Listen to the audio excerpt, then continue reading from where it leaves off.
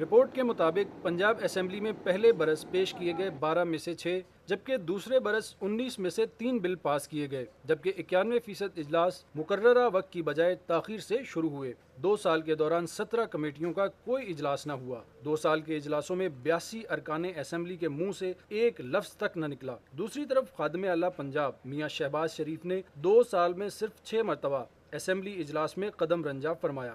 عوامی حلقوں نے ارکان اسمبلی کے غیر ذمہ دارانہ رویے کو شدید تنقید کا نشانہ بنایا ہے۔ ادارے کام نہیں کر رہے، ادارے ٹھس ہو گئے ہیں۔ اداروں کو پتہ ہے کہ یہ نالائق ترین لوگ ہیں، یہ سارے جو وزیر ہیں، ان کا کیا ہے؟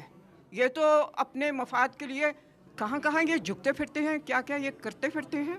اپوزیشن رکن اسمبلی بشرا نواز گردیزی کا کہنا ہے کہ رپورٹ کو کھلے ذہن و دل سے قبول کرتے ہوئے عوامی خواہشات پر پورا اترنا ارکان اسمبلی کی ذمہ داری ہے۔ اور جو سول سوسائٹی کی طرف سے تنقید آئی ہے لیجسلیٹرز پہ، تو لیجسلیٹرز کو چاہیے کہ جو بھی کرٹیسزم ہے اس کو ویلکم کریں اور اپنی کوتاہیوں اور اپنی کمزوریوں کو دور کرنے کی کوشش کریں اور سنجیدگی کے ساتھ وہ عوام کے مسائل کو دور کرنے کی کوشش کریں۔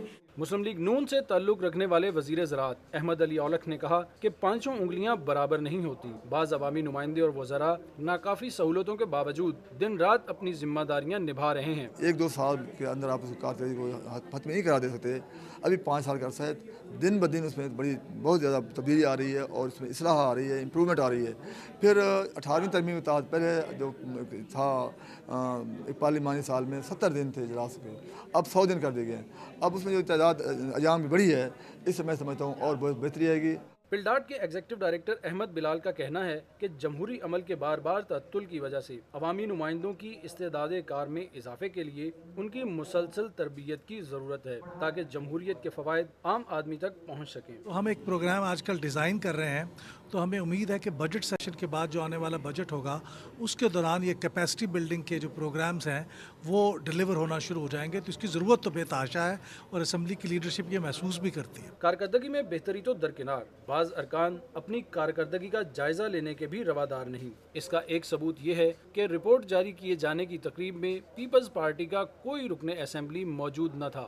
پنجاب اسمبلی کی 2 سالہ کارکردگی رپورٹ اس خدشے کو تقویت دیتی نظر آتی ہے کہ اگر ارکان اسمبلی نے اپنی کارکردگی کو بہتر نہ بنایا تو جمہوری اداروں سے عوام کا اعتماد ایک بار پھر اٹھ سکتا ہے۔